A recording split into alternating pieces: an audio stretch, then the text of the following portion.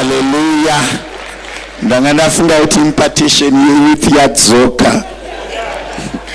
Hallelujah. Titende Mwari mangwanana ano nekuda kwababa namai Mulambo vanga vachicheya muzita raJesu. Amen. Ndafarira pakuti vabva vati dheko iite item. Munhu anomiririra department rake. Amen and amen. Tifarirewo baba Jiriji vanga vachicheya vanga vachilida intercession muzita raJesu. Pamwe chete nevanga vachiverenga news.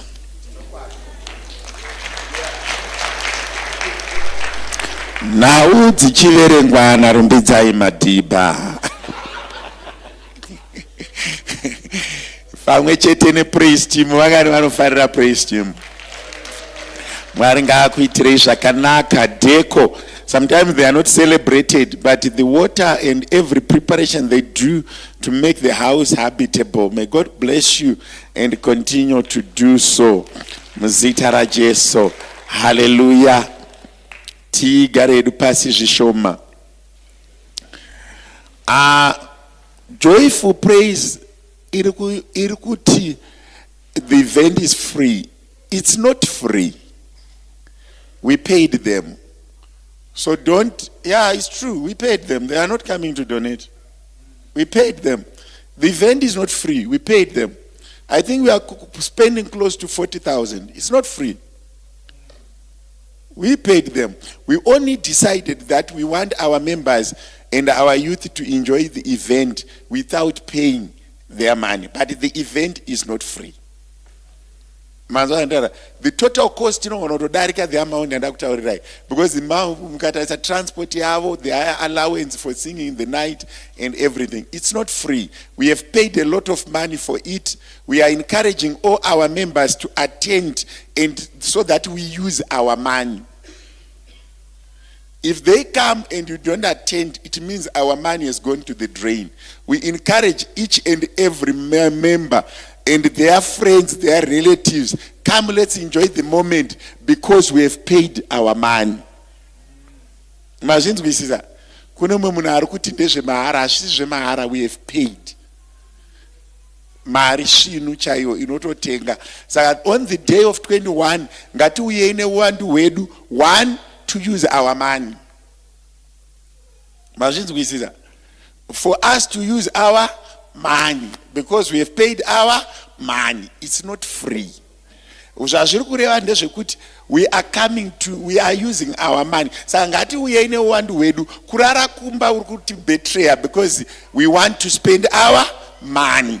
And then yes. We have paid them, we have paid for the event, we are funding the event. So let's come in our numbers to enjoy the event. It's not free. Because we have forgot because takaisa mariedi pap. And then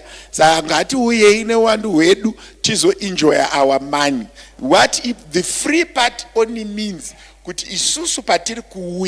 because our professional singers, they are not spiritual singers. Praise and worship, it's a spiritual singing, praise and worship, expecting to be blessed by God. It's a commercial praise team. That's the difference. So we are it is we enjoy our money. Come that we enjoy our money. Musiano wekuimba kwema praise team eku church nema band. Ndewe kuti ma band ma commercial people. Did you know that? Ava vedu ava vanoripirwa naMwari, vanotenga vega uniform yavo, vanoya vega nemari yavo ku church, vanofanda uniform, everything. They sing for God without a reward. Even wakaita 6 hours wakamira pandeta deliverance nema all night, they are waiting for God to bless them after they've performed. But ma commercial singers kana dai tisina kuvapa mariyo, even uchitaura nendimisei pagedha apo vaisapinda vaifana kutanga vaiswa chidhindo kana rubber band kana ticket. I'm just saying the truth. I'm just saying the truth. They sing for money. their profession is to sing. But these, they don't sing as a profession. They sing as worshippers of the kingdom. Ivo vanotibatsira because kubasa kwavo. Saka isu ngati chiuyei tizoshandisa mari yedu. Mbondisimudzira uruoko ipapo. Saka ukazoona vakuita kubatwa nemamhepo emisunderstanding ekufunga kuti ndinoteerera vanoimba paTV handiendi kuchechi. Musiyano uripo ndewekuti avo vari kutsvaga mari, ava vari kutsvaga Mwari. That's the separation. So don't stay home musi weSunday uchiti I'm listening to the worship yepaTV. That one, they are joyous praise, joyous imagine on the chi zim praise, vana mahendere, vana vese vamunoziva. They are professional singers. Mukamudaidza mukati tataura nendimi, they don't turn up. Mukavadaidza mukati we have spoken in tongues. They only start to respond to you when you pay. Don't even advertise until we see deposit in the account. I know pane one assembly in Joburg vakauya vakati kana mari yedu isati yakwana hatisikuenda kustage. Funis vakatobuda kunotsvaga mari kwakusvika kwako vatambidza then vozoenda kustage. They sing very well, they sing very nice, they will motivate us, we will learn one or two things, but let's not stay home. Ukasara kumba, you've betrayed the youth, you've betrayed the church board and everyone else, because it's a function that we have funded as a church for the well-being and the goodness of the church, and especially for our youth and our teenagers, so that vasaende kumabhendi ekubhawa tivaunzire bhendi rinoimba zvatinotenda mariri. Mazvinzwisa? We want them to bend the energy. We want them to be on the floor. Vachitamba nziyo dzatinotenda madziri. Vasiri ku the other side of the chi of life. That's why we have brought them. Saka munhu wese 21 July, make it a point you are here. Tizoshandisa mari yedu. Many people, they see things from the surface. But I encourage you not to see things from the surface.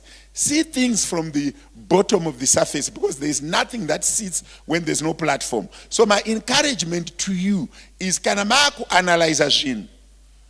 Zvianalyze deeper. Because ndakanzwa umwe munhu achindiudza zvikanzi ina handiendi kuchechi kwaya yakati inondikomborera. Ndikamupindura ndikati iyo iri kutsvaga mari, uri kukomborerwa. Paunotoplaya song yavo paYouTube, uri kutobhadhara. Munozviziva here? Paunotoplaya CV paYouTube, data riya rairi kudya riya, some of the money goes to them. Do you know that? Saka don't appreciate more my praise and worship eku church. Why? These are kingdom savers. They don't get paid. They actually use man to worship. Nekuti auyu ine tsvina, auyu usina uniform, unokurumidza kuuya mukatarisa vamwe vari kupraise team vari mafamilies vanotoshandisa mota 2 kana kushandisa double fuel kuteera kuti vakwanise kuparidza makuseni, because vanodiwa nani na 7:30 muri inozoya na 9 kureva kuti pavaifanira kushandisa mota 1 vanoshandisa ngani 2. They are funding the kingdom. Why? They love their God. So my church praise and worshipers, not only these ones, across praise and worshipers, they sing for Christ. Ava vanoimbira Mwari asi vasati vabhadharwa avaimbe. Vanozoimbira Mwari mari yapinda. That's the difference. Saka ndikukurudzira mwe munhu kuti usazoti hatisikuenda nekwemahara. Aiwa, we have paid. We encourage every family kuti vauye. Anditi ehe, kana musina henyu mari refreshments, munoya nema lunch box.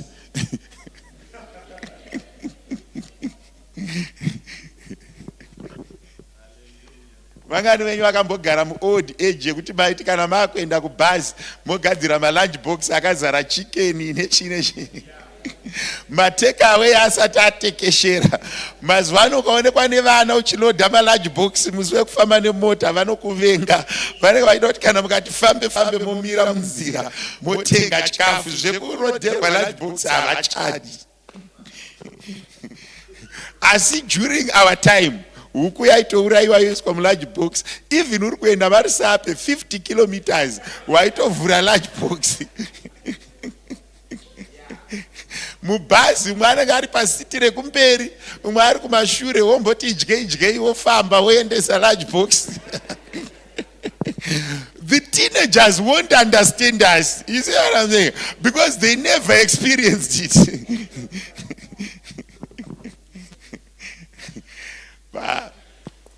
Apa umwe mubhazi momwe mwana akachivhura mazai, umwe anenge achidya mango, umwe anenge saka perfume yemubhazi yaingozogadzirwa kana malarge box atanga kuvhurwa, zvongosangana imomo. That was our time. Mwari ari mubatsiri wedu nai. Mwari ngavatitire zvakanaka. Saka musi wa21 vana baba nana mai musaronge rwendo. Uyai tize as the church. Not only are we also doing to enjoy it, we are also doing it to market as a marketing true, so that people can know about us, our presence. Vamwe vachauya for the music gala vachatozoona kuti inga pakarongeka, obva vasarira panapa. Much thanks to the youth and their organizing committee for working so hard for the event to come through. Vaombererewo maoko.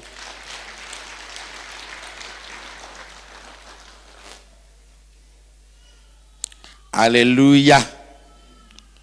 And mama, this Thursday, hakuna fasting for the ladies. Very honest, vaombera maoko.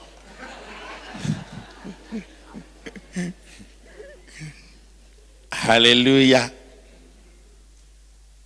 Couples, musi wa28 andi mai mutakiwa vana dzingai vana muposhi vana bhanda vana mutare, batanidzai mari dzangu, vana shumba madhubeko mukadzi ngaadzoki, batanidzai mari dzangu, vana chuma batanidzai mari dzangu, vana mugando batanidzai mari dzangu dzeku couples ndakakumirirai. Andika batanidzai mari dzangu. Kune vamwe vanhu vekuti ukasatomudoma nezita haumuoni, ndotokutsvagai. Pamwe pacho unogara uchiti hauna mari, but mari inototsvagwa kuti tiende. Anditika mukwempi mazita ese aimai mulambo dai makangwara muchitonyora, because wandatodaidza zita rake ndine nchida kutozomuona ikoko. Kutonga kudzvanyirira, pane mazuva unoti munoda here nemazuva unongoti nhasi. Ende handizi ndakatanga kudzvanyirira vanhu, takakura tichingodzvanyirirwa. Isu taingozova kuti kana mai vabika muboora munhu wese anodya muboora. Zvatozosiyana nemateenagers ekuti anokudza time full. Vanganoiva nevana vekuti ukabika sadza chinongo time full. Muchingopedza kudya una mukitchen vakuita zvimanoodles, vakugadzira zvimabhega, but vamboti vari full. Isu nguva yedu kitchen yaingova yamai. Hakuna plus papa sina nudu kuti uzotaka kufutsa moto panyowani.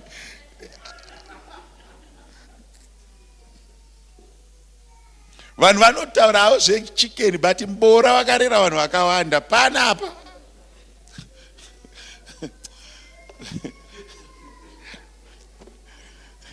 Nemasandaki muri asi unoziva kuti pamwe pacho soka muri yose yaikwana pa1 liter family size raidirwa namai. So asi vana mai vekudhara papakai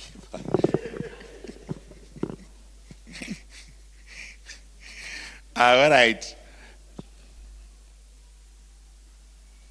Musana vaingodyiwa nababa, tsika dzeurombo Vangani vacharangarira gore reya ndakati musagare patsika dzevarombo. Mwari ngaakubatsirei mubve patsika dzevarombo dzekuti huku inoita mazita. Musana wababa. Baba vaidya musana, mapapiro, zvidya, diti. Baba. Ndovuka kuita baba kare kwainakidza. Kuita baba kare uchatsona mhuri yese ichimedzera mati iwe ndiro yake yakati maku nenyama so. Zvino timu rakaberekwa mazuva ano rikaona mundiro mako murimo mune yakawanda rinongogara padhuze rototanga kurova mundiro mako imomo. They don't fear us the way we feared our fathers. Ndaise kamwe musi ndakatora generator kumba vandafonerwa nangaongo zvikanzi date, where is generator? Ndikati ndinaro. Zvikanzi, so what do you think I must be doing when you take the generator? Ndikati, about what? Zvikanzi, no, the generator is for us, it's not for your work. Isusu mazwi wayo kataura.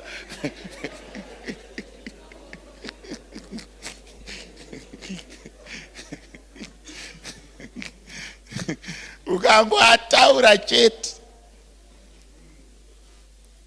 Asi zvaimboitirwa izvezvi. Haleluya. Ndikuda kuti umwe munhu amuke. Kune umwe munhu kuti anongogara akasuwa. Ndombotaura majokes ndichidini nenichiprepare church kuti at least paunoparidzaka une vanhu. Because pane chimwe chiso chaunonyatsoona kuti hey, panapa munhu akatsamwa. You see what I'm saying? Unyatsoona kuti hey, munhu uyu akatsamwa.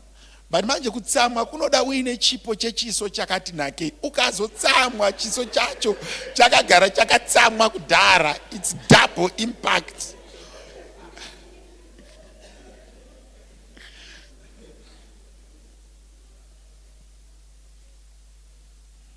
Pamwe pacho munoziva kuti why do we come to church? Sometimes we come to church to revive. The life we live is so stressful. We have so many pressures, we have so many challenges, we have so many things that transpire to us during the week. We have so many things that we go through. So when you come to church, it's the time to relate, it's the time to remove the stress, it's the time to get that comfort, that reassurance that I've got life, that reassurance that there's somewhere I'm going, that life is not all about negatives, all about hardships. Why? Because the Holy Spirit is the comforter. He restores our joy. He gives us joy. He gives us life. So when we come to church, we try by all means that the Holy Spirit may minister to you, that when you go home, you go a better person. You don't come depressed and go back depressed. You see what I'm saying? There is room to reinvent, to rekindle hope, to get reassurance that life yakatinakira. You see what I'm saying? Because pamwe pacho, to be honest with you, life is not always smooth. There are moments when you feel, why am I going through this? And Jesus is there to reaffirm, to reconfirm, to rekindle, to restore us, to give us hope that we have a reason to see tomorrow. Hallelujah. Hallelujah. Takanga tine vana vekuyouth. Ndakanganwa hangu zvimwe zvimapepa zvavakanyora 3 kana 4 zvandanga ndakagadzirira kuti ndizoverenga pamibvunzo yavo. Asi ndanga ndisina kubvumirana nomutungamiriri wacho nekuti ndikaverenga zvimwe zvacho ndogona kutadza kuparidzira imbabvu dzakurwadza. These kids are nice. The way they see life and do life. To the youth, I say more life, more blessings. May God give you grace, never to see pain, never to struggle, but may He provide abundance of resources, abundance of health, abundance of bright future. Vanai varume vakanaka, nevakadzi vakanaka, upenyu ngaurege kukurwadzai, Mwari ngaakuvhurirei masuo. Kune ndaitarisa upenyu wa Solomon. Mwari vanoti during the time of Solomon, there was no wars. Solomon enjoyed a war-free era where he could afford even to do certain things that other kings could not do because their lives were full of engagement of war. But in Israel, during the time of Solomon, there was no war. To the youth, during your time, may God remove all pestilences, all diseases, all move a generation that is protected from natural disasters, social decadence, and all the moral decadence and the challenges of life. Maringa kuvurire masuo murarame upenyu hwakanaka usina zvinorwadza, usina marwadzo, usina mavanga. Maringa akuvhurirei akuitirei zvakanaka. Rambai mchida Mwari, rambai makamira patsoka dzashe. Jehovha akuitirei zvakanaka muzita raJesu. Kuno mumwe munhu ari kuti mufundisi muri kuti kudii? Each and every generation, tarisai, vamwe vedu vakapfuura through liberation struggle. Vakaona vanhu vachiuraiwa, vakaona vanhu vachipondwa, vakaona zvisingafani kuonekwa. Muri kunzwa zvandinoedzera, vachiona mass graves. But kana tikanamata tikadeclare kuti pamazuva edu ekurarama Mwari vatibvisire zvinorwadza. Remember kuti during our time unogona kukumbira Mwari kuti vakubvisire zvinorwadza. Nekuti zvimwe zvacho, it's not for you, it's at national level, you can't control it. Amen and amen. Mwari ngavatiitire zvakanaka, tibve pakurwadziswa, tirarame zvakanaka. Munamato wangu uye chikumbiro changu to each one of us here present, Mwari ngavatibvisire mazuva anorwadza.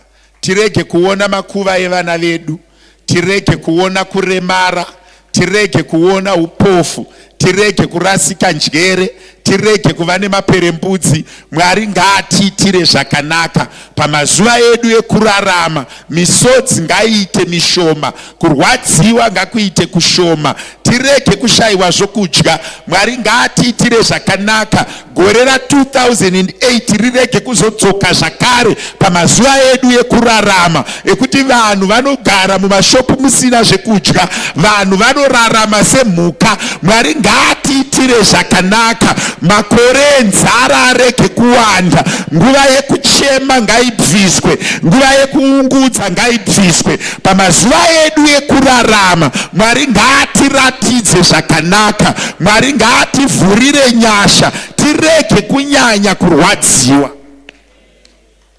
Unoza pamwe pacho ukatarisa upenyu hwemunhu, unoona kuti pamwe pacho munhu anorarama upenyu unorwadza wekuti akagara newe pasi anokutsanangurira uona kuti munhu yakararama upenyu unorwadza. Ishi kozoita pamwe pekuti mumwe munhu anorarama upenyu usingarwadzi, chekudya hachinetsi, utano haunetsi, pekugara hapanetsi, zvekufambisa hazvinetsi. May God give us that grace. Tirege kunyanya kurarama upenyu hwekutamburira, kuti unotamburira shuga, unotamburira sa, kuti chese chaunacho uri kuchitamburira. Mwari ngaativhurire masuo, tirarame upenyu husina kunyanya kuremerwa. Unoza umwe munhu kuti abate mwana misodzi, kuti aite icho misodzi. Mwari ngavatibvisire zvinhu zvimpingampini zvinoremera upenyu. Kana takurarama zvinhu zvive easy to get, zvinhu zvive easy to access, zvinhu zvive easy to have. Unoza kuti munhu anogona kutenga mota seari kutenga chingwa, munhu anogona kutenga imba semunhu ari kutenga kana chikapeti. Mwari ngavatipe nyasha, Mweya Mutsvene ngaatipfeke, atipe simba rekuita zvinhu tisina kunyanya kuomerwa. Unoona pane pamwe pekuti unonyatsoona kuti hey, panapa mazino chao, chese chandatanga I need to fight. Mwari ngavativhurire mukana. Unoona pamwe pacho seunorota so zvinhu zvichitoitika, pamwe pacho unotozofunga but with this little effort, yes, it happened. Mweya Mutsvene ngaatibatsire vakomana nevasikana, vana baba nana mai. Mweya Mutsvene ngaatibatsire, atibvisire mazuva ekurwadziwa. Mweya Mutsvene ngaatibatsire, atibvisire hondo dziri kumberi, vadzirwe tisati tasvika kwadziri, vadzibvise tisati tadziona. Mwari ngaabvise hondo dziri kumberi kwako usati wasvika. Mwari ngaakubvisire misodzi iri kumberi kwako usati wasvika. Ikoko paunosvika zvinge zvakanaka, paunosvika ikoko zvinge zvanaka. Mwari ngaakuitire zvakanaka. Unoda pamwe pacho unotarisa unoti kungoita rwendo rwekuti pamwe uri kuenda kuZimbabwe, pamwe pacho unoita taya panja, ugosvika pabhodha pari system iri down, sezvekuti unonyatsa unoti rwendo urwu nderwekutamburira. But pamwe pacho kana Mweya Mutsvene akakutungamirira, unongoona kuti it's a smooth thing kutanga kuenda kudzoka. Hapana paunobhoita kana taya panja, hapana paunoremerwa, hapana paunomiswa, hapana paunoharaswa. But pamwe pacho Mweya Mutsvene akasakuitira nyasha, every police officer wants to see your license, every person wants to see this. Pabhodha pacho unombobvunzwa ndeyako here mota zvazvodi, vamwe vachingodarika. Mwari ngaakuvhurire masuo. Kana wakuita zvinhu zviendeke, zvirege kurema, zvirege kunyanya kurwadza, mazuva ako ekurarama ngaarege kuzara misodzi, ngaarege kuremerwa, ngaarege kuzara kurwadziwa. Mwari ngaakuvhurire masuo. Mangwanani ano, I'm encouraging you, gamuchira the anointing and the grace for doors to open without much pain, for doors to open without much effort. Mwari ngaakuitire zvakanaka, masuo avhurike usina kunyanya kurwadziwa. Unozoti mwe munhu anoendesa vana vake kuchikoro asina kana pain, but iwe unorwadziwa nekutenga pen, unorwadziwa nekutenga bhuku, it just happens. You see what I'm saying? Mwari ngaatipe the flow of things when things can easily happen without much pain.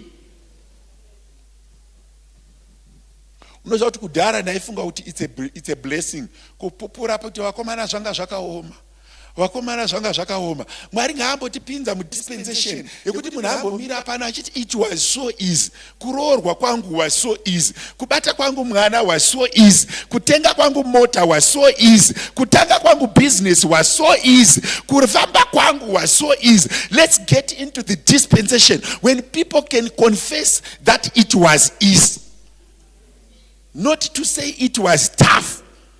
Unoza pamwe pachoka ingopromotwa usingazivi so, vatondisimudza, vatondiitira zvakati. Ngazvirege kunyanya kuoma. Munoziva kuti rudzi rwedu rwakajairira kuomerwa, kuti chese chatawana tinowana tadhiga pasi. But Mwari ngaambotipa nyasha timbopinda mudispensation yezvinhu zvinoitika usina kunyanya kuomerwa. Kana muri kutsvaga imba, ingokandai mapepa, makavarairwa mutonzwa kuti zvaitika. Pamwe pacho kwete kumbotokanda, ingoofewa kuti uri kuda here, ndoda chimira ndikuitire. Mwari ngaambotisvitsa padispensation iyoyo. Mwari ngavambotivhurira masuo iwayo. Munozoti pamwe pacho unoona kuti mese mabata 1,000 rand, but effort yamaisa pakubata that 1,000 rand, it may be very, very, very different. Umwe atampura, aremerwa, umwe zvinongoita.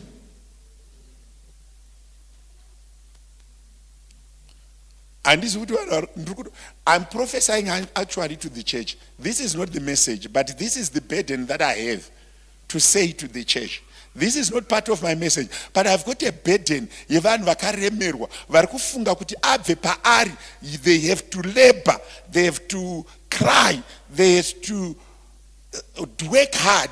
But ndiri kuti Mwari vari kuti nhasi kwauri, yave nguva kwauri yekuti zvinhu zvimboitikawo usina kuchema, zvinhu zvimboitikawo usina kurwadziwa. Ya season yegore patakupinda musecond half yegore, andiri kuti Mweya Mutsvene ngaiye mubatsiri wako pakuropafadzwa kwako. Zvinhu ngazvirege kunyanya kukuomera, rega kunyanya kuomerwa nekugamuchira zvinhu. Mwari ngaambokuvhurira masuo, umbopinda mudispensation yekuitika kwezvinhu.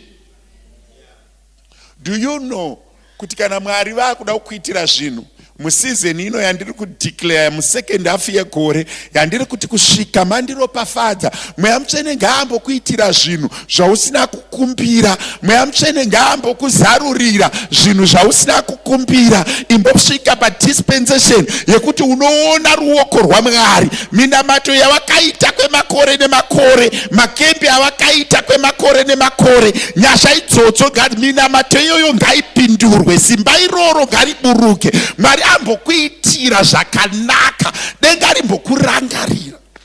Nezvimwe zvaunofunga kuti zvakafa hazvichamuka, Mwari ngaakuitire zvakanaka. Imbopinda mudispensation yekuitirwa zvakanaka. Pauri kutora muviri washe nhasi, gamuchira chiprofita changu chiri kuti pandakutora muviri washe, yanguva yekuitika kwezvinhu, nguva yekugadzirika kwezvinhu, nguva yekufamba kwezvinhu, nguva yekugamuchidzwa zvinhu. Mwari zvairamba Mwari sizini ino muranda wenyu ati yanguva yekuitika kwezvinhu, nguva yekufamba kwezvinhu.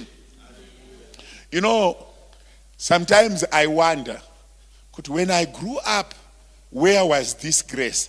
Because pampacho unozoona kuti zvimwe zvinhu zvinoitika usiri kuzvitarisira, unongozviona zvaitika. You see what I'm saying? But we want to get into that dispensation. Munhu wese ari kundinzwa, I want you to have that faith kuti God is now doing it. You know, it's not enough that God gives you what you are dreaming about. Kune zvimwe zvinhu zvaunofana kuitirwa naMwari, zvaunofana kungomuka vave nazvo usina kunyanya kurwadziwa.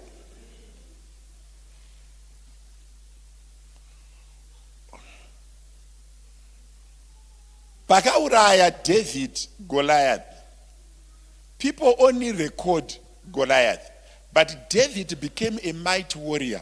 He killed several thousands after the death of Goliath. Pane mumwe munhu wekuti unogona chinhu nhasi, mangwana nyasha dzacho dzaenda. Kana paine chavagoneswa naMwari, nyasha idzodzo ngadzirege kuenda, ngadzichigara ipapo, zvirambe zvichingoitika, zvichidzokororeka, zvichimultiply. Kana Mwari akandipa nyasha dzekumbobata 10,000, ngairege kuenda, ngadzichiramba ichingouya, ngairambe ichingo. Pane mumwe mweya wandakaona unogona kugara muvanhu wekuti munhu anotenga mota, instead of upgrading the car, he actually goes back to the taxi. Kana ndatombopiwa mukana wekuva nemota, zviri kureva kuti suo remota iri harichavhari kusvika ndafa, uye handichadowngrade. Gore negore ndofanira pandakutongoita imwe ndakutoimprova, kwete kuti ndambopinda mumota ndombodzokera kukombi, ndombodzokera kutreni. Suo ravhurwa naMwari ngarichirega kuvhara, ngarichiramba rakavhurika, rirambe rakavhurika. The door must continue to widen and widen and widen, not to narrow down. Mwari ngaatiitire zvakanaka, Mwari ngaatigonere. Ndichitaura kudai kuno munhu anenge aine mweya weresistance, anongofunga kuti ndinodya kana ndatambura, ndinorarama kana ndatambura. Mwari anogona kukuitira zvinhu zvakawanda. Ukatarisa vanhu vane millions and billions, they did not work every day, but God has increased them. That money generates more money for them, grace generates more grace for them. Unonyatsoona kuti kune mimwe mweya inoramba. So pandiri kutaura kuti unokomborerwa, kune mumwe mweya unongochingoti haukomborereki. Do you know what the world wants and the devil? He came to destroy, to kill and to steal. Kune munhu anotobirwa nyasha pandiri kuprofita kuchechi, ndichiprofesaya nhasi ndo Sunday yekupedzisira mufirst half yegore. Zvakatoitika mufirst half yegore takatozviita. Musecond half yegore handei pane imwe level yekurarama, handei pane imwe level yemakomborero, handei pane imwe level yekunzwa Mwari, handei pane imwe level yekubata zvinhu. Gamuchira chiprofita, rega kunyarara kana muranda waMwari achitaura. Iti ngazviwe kwandiri sezvamareva, nyasha ngadzimboburuka muupenyu hwako, zvinhu zvitange kuitika. I remember another time when I prophesied tiri kugarage, ndikati ndoda kuprofita dzimba dzinodarika chinhu chinonzi food level, kuti hamunetseki nezvekudya. Ndakuda kuprofita imwe level tave kunoku. Regai kunetswa nemari, regai kunetswa nedzimotikari, regai kunetswa neutano. Mwari ngaakuitire zvakanaka. Tiri vashumiri patinofamba tinonzwa nyaya. Ndichifamba munzira pakaita vanhu 2 vaida kukwesherana, an old man and a very young man. Then the young man was saying, what are you doing to my car? Zvikani ne-old man, iwewe iyi ikakwesherwa iyi unoenda kukombi, ini iyi ikakwesherwa nongoisiya ipapo ndonotora imwe mugaraji. Because dzakawanda. Ndakati mudhara uyu ari arrogant. Ndazosuduruka ndakati nyasha idzi ndodzida idzi. Idzi nyasha idzi ndodzidini idzi? Ndodzida idzi kuti ikangokwesherwa pavari kugadzira imwe ina handifokasi nekugadzirwa kwayo. Handinetsani nevegaraji kuti ichabuda rini. Aiwa, nendakutofamba neimwe. Mwari ngaakupe. Unoziva ipapo pekutanga ndakaona arrogance. Ndakumberi ndikati iyi revelation yakanyanya.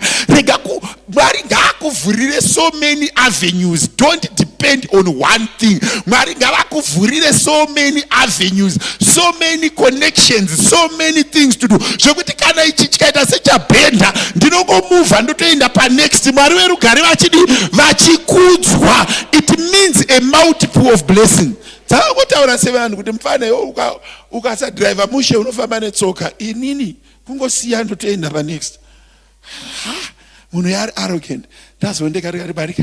Handizodzi hangu munhu these ways, but nyasha idzi ndodzida idzi. Sekungoziva kuti ikatofa ndoenda pane. That kind of grace, that kind of anointing ngaive pamusoro pako. Do you know what happens to people? If you create a positive heart and acceptance of prophets, you attract the prophets. If you create resistance, that prophets resist you.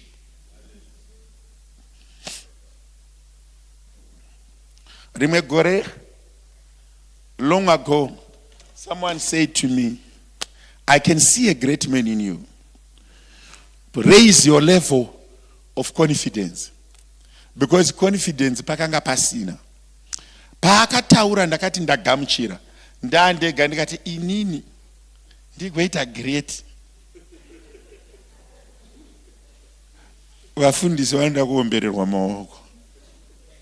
That mindset came to me. Kati mfundisi wiko ada kuombererwa maoko. Angati inini ndiite great. Ene papo ndandabva kunotenga imwe t-shirt yanga iri yegrey ine collar ine ka lining ke red. Iriyo yega. Ndichimwe vanhu watenga hembe nyowani. Watenga hembe nyowani. Watenga hembe nyowani. Zvezvo kuti munhu wese ari kuzviona kuti blaza vatenga hembe. You see what I'm saying? Chiprofita hachiuye zvavepo.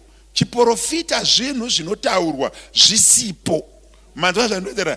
Chiprofita haisi izwi rinotaurwa unzi mune mota kuti ndaprofitwa. Aiwa, chiprofita kutaura zvisipo kuti zvivepo. Sezvandiri kuita mangwanani ano kuti season yekuitika kwezvinhu zvisati zvavepo. Ndiri kutaura kune vanhu vasina. Ndiri kutaura kune mumwe munhu wacho asitorina mota yacho ayekutopaka. Ndiri kutaura kune munhu ane 1. Ndiri kutaura kune munhu asina kana license kuti denga rinogona kuita zvisina kumboonekwa nemeso kana kufungwa nendangariro zvinogona kuitikwa naMwari zvisakambonzikwa nenzeve. When we prophesy, heavens have power to fulfill.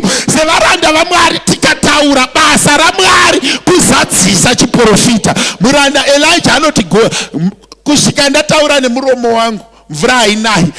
Kwete kuti ndimwari, but Mwari vane tsika yekuti varanda vavo vakataura izwi ivo vanorizadzisa. Nemangwanani ano ndiri kuprofita kuupenyu hwako. Ndiri kutaura kuti nyasha dzemwaka wekuitika kwezvinhu dzakwana. Nguva yekuvhurika kwemasuo yakwana. Nguva yekurangarirwa yakwana. Nguva yekumanikidzira yapera. Nguva yekuremerwa yapera.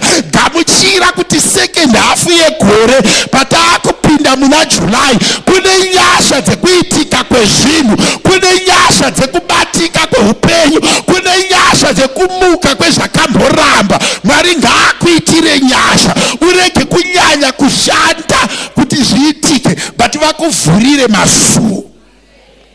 munhu kuti agamuchiri chiprofita anoomesa moyo panguva inoprofitwa. Yozvi ndichitaura kudai so mumwe munhu ari tongofunga kuti raisi riri muloka mangu rofanira kusvika December wakatenga 50 kg. Buda pamweya wezvishoma, rega kugara patsika dzevarombo, gara wakavhura, rarama semuKristu. We do not live by sight, we live by faith. When we purpose in our hearts that he will do it, surely he will open avenues for us and he will do it. Vamwe vanhu vakandibvunza kuti where is your strength? Ndikati my strength is to believe that God wants to surprise me every day. That's my strength. Kungoziva kuti Mwari vanoda kundiitira zvinhu every day. Every day God wants to do something to me. And when you expect, you create a ground for a miracle. Hallelujah. Hallelujah. Kuyouth ndaivaudza ndikati create your ground. Make an impact. Start to see things happening. Do you know musiyano with success and failure? A failure always sees the negative things. Pakauya mumwe munhu munomu ane mweya wekukundikana anoona mabhenji asina vanhu oti kuchecha hakuna vanhu. Kukauya munhu ane mweya wesuccess anoti ndaona kwakazara, only few spaces. Kukauya munhu asina mweya wesuccess anoti ndaona kusina vanhu. Ndo timu rinofamba richitaura kuti munyika hamuna mari. Vanoti akabvunza kuti zvakamira sei, mazino mukoma wangu zvakaoma kuti nganganga.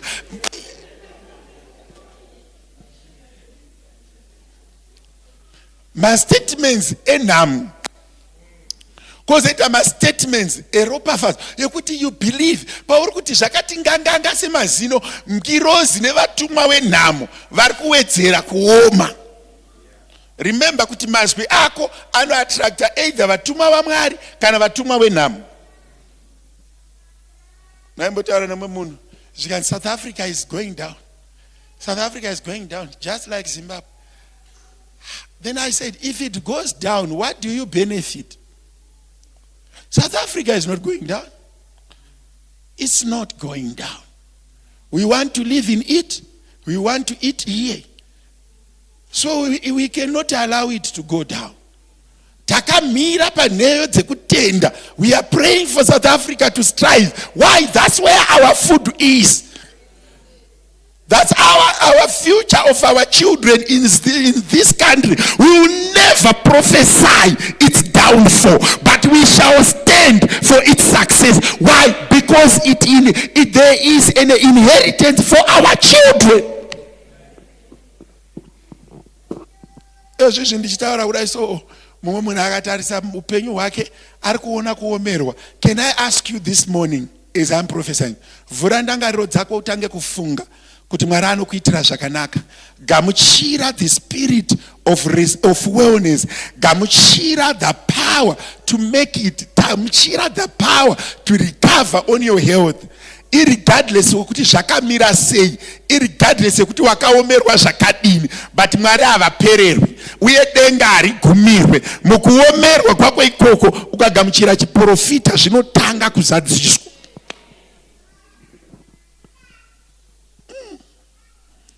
Chechi yakaomerwa, vanhu vari kutya kuenda ku next level. Can I tell you this? Usatya kuenda ku next level. Unoda chinhu wari chinondinakidzira Mwari is I don't need to do anything supernatural. I need to raise my eyes, I need to believe, I need to start to think and say it. Rimwe gore I was talking to my wife.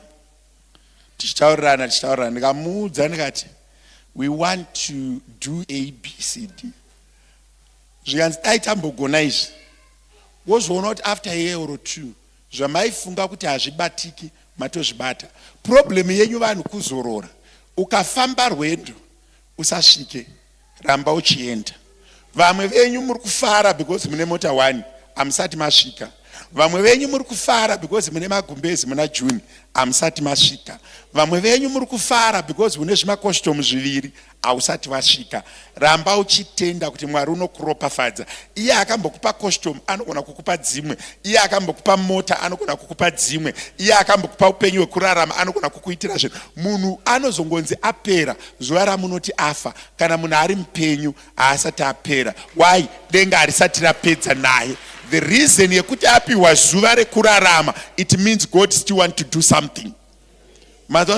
Kana ndichina so mamazuva ako ekurarama gamuchira kuti munana uripo.